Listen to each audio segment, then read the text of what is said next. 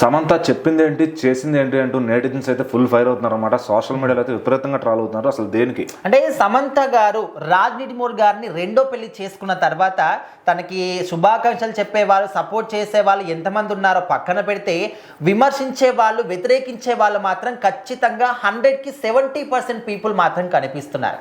So మరి ఇదే విధంగా నాగ చైతన్య గారు శోభిత గారిని రెండో పెళ్లి చేసుకున్నప్పుడు ఎంతమంది ఎన్ని రకాలుగా విమర్శించారో, సో మరి అవన్నీ కూడా గుర్తు చేసుకుంటూ ఇప్పుడు సమంత గారు చేస్తుంది ఏంటి, ఆయన ఎక్కడ కూడా రెండో పెళ్లి అసలు చేసుకోనని చెప్పేసి చెప్పినటువంటి వ్యక్తి ఆల్రెడీ తను బహిరంగంగానే అందరికీ తెలిసే విధంగా ప్రేమించుకొని వాళ్ళు పెళ్లి చేసుకున్నారు, అంతా బాగానే ఉంది.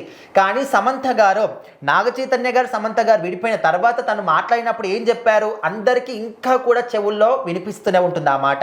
నేను ఇంకా జీవితంలో రెండో పెళ్లి మాటనే ఎత్తను, రెండో పెళ్లి అసలు చేసుకోను అనే విధంగా తను చాలా కరాఖండిగా ఆ మాట చెప్పింది. మరి తను చెప్పింది ఏంటి, చేస్తుంది ఏంటి అనే విధంగా ఇప్పుడు ఈ రెండో పెళ్లిని అడ్డు పెట్టుకొని చాలా మంది కూడా విమర్శిస్తూ ఉన్నారు. అంటే చెప్పేవన్నీ కూడా శ్రీరంగ నీతులు అనే విధంగా ఒక సామెత కూడా ఉంటుంది కదా, దాన్ని కూడా ఇప్పుడు ఈమెకు వాడుతూ ఉన్నారు. సో ఇక్కడ ఏంటంటే ఈ విధంగా చెప్పింది ఒకటి చేసింది ఒకటి అనే విధంగా ఈ విధంగా మాట్లాడుతూ ఇంకొక కుటుంబాన్ని కూడా సర్వనాశనం చేసింది సమంత అనే విధంగా కూడా మాట్లాడుతున్నారు. సో ఇక్కడ నాగ చైతన్య గారు సమంత గారు ప్రేమించుకున్నారు, పెళ్లి చేసుకున్నారు, 4 ఏళ్ళు కలిసిన తర్వాత ఇంకా పర్సనల్ ఇష్యూస్ వల్ల వాళ్ళు విడిపోయారు, ఓకే. సో మరి వీళ్ళిద్దరికి పిల్లలు ఉండడం కానీ ఇలాంటివి అయితే ఏది జరగలేదు.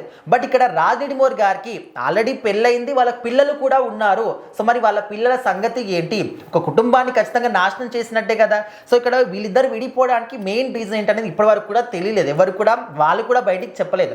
బట్ మెయిన్గా సినిమా వర్గాల్లో కానీ మాట్లాడుతున్నటువంటి న్యూస్ ఏంటంటే, సమంత గారు ఎప్పుడైతే రాజ్ నిడిమూర్ గారితో వాళ్ళ దర్శకత్వంలో వెబ్ సిరీస్ని స్టార్ట్ చేశారో అప్పటి నుంచే నాగ చైతన్య గారికి సమంత గారికి కొంచెం గొడవలు స్టార్ట్ అయిపోయాయి అనే విధంగా బయటకైతే కొంచెం సమాచారం ఉంది. సో ఈ గొడవల కారణంగానే ఇక్కడ గొడవలు స్టార్ట్ అయ్యాయి, అక్కడ వాళ్ళిద్దరి మధ్య ప్రేమ స్టార్ట్ అయింది. సో అప్పటి నుంచి కూడా ఇది పెరుగుతూ వచ్చేసి ఇంకా వాళ్ళు అండర్స్టాండింగ్ తోని విడిపోవడం, ఇక్కడ వీళ్ళిద్దరు కలిసి ఉండడం, ఇన్ని రోజుల పాటు కూడా ఒకటే దగ్గర కలిసి ఉంటూ లివింగ్ ఇన్ రిలేషన్షిప్ చేస్తూ అదేవిధంగా జిమ్కు కానీ ఎక్కడికి వెళ్ళినా కూడా ఇద్దరు కలిసి ఉండడం మనం చూసాం. సో ఇద్దరి మధ్య ఏముంది అని మనం చాలా మటుకు ప్రేమ అనుకున్నాం. సో ఓవరాల్గా సడన్గా పెళ్లి చేసుకొని అందరికి షాక్ ఇచ్చేశారు. సో మొత్తానికైతే సమంత గారు పెళ్లి చేసుకోవడం వల్ల తనకు సపోర్ట్ చేసేవాళ్ళు, శుభాకాంక్షలు చెప్పేవాళ్ళు, హ్యాపీగా ఉండని చెప్పేవాళ్ళు కొంచెం అంటే ఒక 20-30 మ్యాక్సిమం ఒక 40% పీపుల్ ఉంటే మిగతా 60% పీపుల్ అందరూ కూడా వ్యతిరేకంగా మాట్లాడే వాళ్ళే ఉన్నారు. సో మరి ఆమె పెళ్లి మీద మీ ఒపీనియన్ ఏంటి కూడా కామెంట్ చేయండి.